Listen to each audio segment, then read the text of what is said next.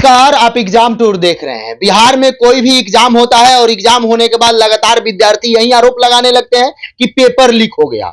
अभी आज BPSC 17th का एग्जाम हुआ और एग्जाम समाप्त होने से पहले ही बीपीएससी पर आरोप लगाने लगे विद्यार्थी कि पेपर लीक हो गया और प्रूफ के साथ कई सारे आरोप लगा रहे हैं। मेरे साथ धनंजय सर हैं। अभी बीपीएससी का पीसी भी होने वाला है, आप लाइव उसको भी देखिएगा मेरे साथ।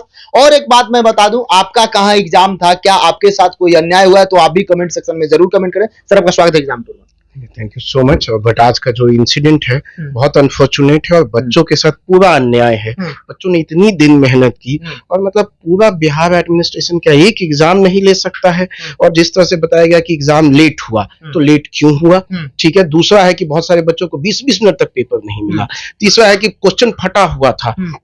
तो ये सारा सिस्टम ने कहीं सीसीटीवी में तो कैद किया होगा और किया है तो उसको पब्लिक डोमेन में रिलीज करे, क्या सच्चाई है क्या नहीं है। और इसके लिए मैं कहूंगा कि बीपीएससी को कमेटी गठित करनी चाहिए और बच्चों के फेवर में, क्योंकि बहुत सारे बच्चे तो पेपर ही छोड़ के निकल गए, जो कि मुझे लगता है कि इस पे कमेटी गठित करके एक बच्चों के फेवर में डिसीजन लेना चाहिए। सर, इसमें लगातार आप सोशल मीडिया पर देख रहे हैं, न्यूज पर देख रहे हैं, पटना के डीएम साहब एक छात्र को थप्पड़ जड़ देते हैं, वो कहां तक सही है? मैं बोलता हूँ किसी भी इस डेमोक्रेसी में, मतलब एडमिनिस्ट्रेशन में, और आप डीएम है तो किसी पे हाथ थोड़े उठा सकते हैं। वो तो यही सोच रहे हैं कि मैं डीएम हूं, मैं किसी को भी मार सकता हूं। तो मुझे लगता है कि पूरी तरह गलत है। उसके लिए डीएम सर को भी उसके लिए पनिश किया जाना चाहिए। कहीं भी मारने का अधिकार तो उनको एकदम नहीं है।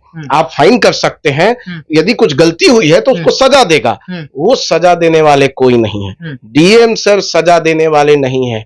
मैं फिर कह रहा हूं, डीएम सर ने गलत किया है और उनके लिए उनको दंडित जरूर किया जाना चाहिए। सर, विद्यार्थी बापू सभागार का यदि देखिएगा तो बापू परीक्षा जो केंद्र बनाया गया है, वहां पे बापू परीक्षा केंद्र में लगभग 18,000 विद्यार्थी या 14,000 के आसपास विद्यार्थी का कैपेसिटी है।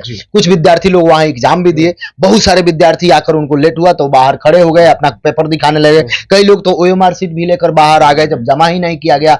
कई सारे यह आरोप लगा। सर, उन लोगों के साथ कब तक न्याय मिलेगा? अभी तक आयोग कुछ नहीं बोले। नहीं, मैं कहूंगा कि न्याय तो उनको जल्दी बोलना चाहिए, क्योंकि मैं अभी मेरे को बहुत सारे बच्चों के कमेंट आ रहे थे, कोई मुंबई से आया, कोई हरियाणा से आया, यहाँ से बहुत सारा एमपी से लोग, जम्मू कश्मीर से लोग आया और वो लोग कह रहे हैं कि अब मैं दोबारा स्टेट में नहीं आऊंगा। बिहार की जो इमेज हम चेंज करने की बात करें, बट इस तरह का एक एग्जाम नहीं ले पा रहे तो हम क्या इमेज कर पाएंगे और इनके साथ हम क्या न्याय कर पाएंगे जब डीएम सारे झापड़ मार दे रहे हैं, ठीक है। और एक बात देखिए, ये तो अभी पता चला है कि ऐसा एक जगह हुआ है, ऐसे बहुत जगह हो सकते हैं जहां पता ही नहीं हो, ये भी तो हो सकता है। ये तो चलिए एक्सपोज हो गया, बट बहुत जगह हो सकता है एक्सपोज में भी नहीं हो।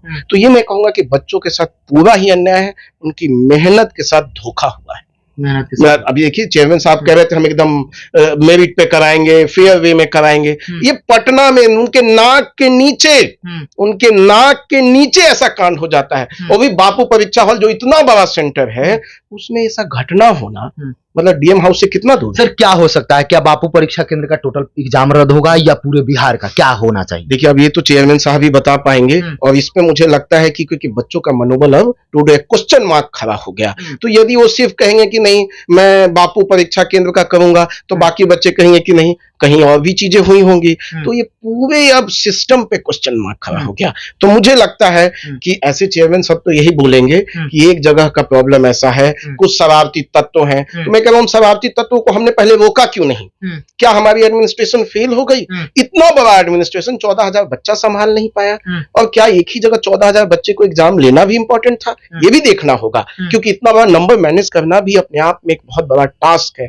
तो मैं कहूंगा कि ये अब एडमिनिस्ट्रेशन को लेना चाहिए, लेकिन जो होगा बच्चों के हक में लेना चाहिए। अविलंब क्या करना चाहिए विद्यार्थी के साथ? विद्यार्थी अभी तक बीपीएससी ऑफिस भी पहुंचे हुए हैं, हम लाइव भी दिखा रहे थे। क्या होना चाहिए अभी मैं कहूंगा बच्चों को भी मुझे लगता है जिस तरह अपनी बात को रखना चाहिए, और उनके साथ कहीं और भी कोई घटना घटी है तो उस बात को सीएमओ को या बीपीएससी चेयरमैन सर को लिखना चाहिए कि उनके साथ भी ऐसा ऐसा हुआ है, ताकि सारी बातों को मद्देनजर एक डिसीजन लिया जा सके। ना कि इसी सेंटर को एक मुद्दा बना के कहे कि नहीं नहीं ये बड़ा लोकलाइज्ड है, 12 बजे के बाद हुआ था। ये इस तरह का एक्सक्यूज हमें नहीं लगता है कि बीपीएससी चेयरमैन को देना चाहिए।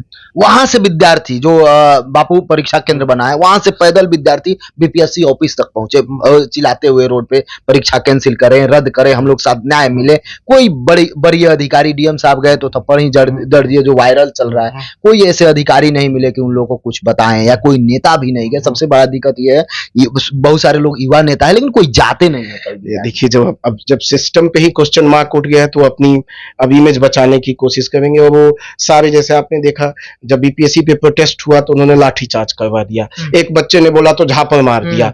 तो अब ये तो समझ में आ गया है कि एडमिनिस्ट्रेशन पूरी तरह वायलेंस मीन्स का ही सहारा ले रही है।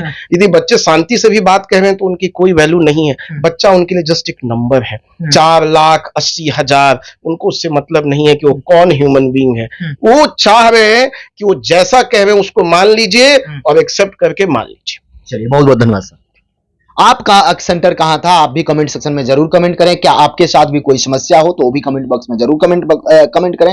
और आप क्या चाहते हैं इस परीक्षा के बारे में, आपका क्या विचार है? आप क्या सच में चाहते हैं कि एग्जाम को फिर से कराया जाए या केवल उस सेंटर को कराया जाए? वो भी विचार अपना कमेंट सेक्शन में जरूर कमेंट करें। जय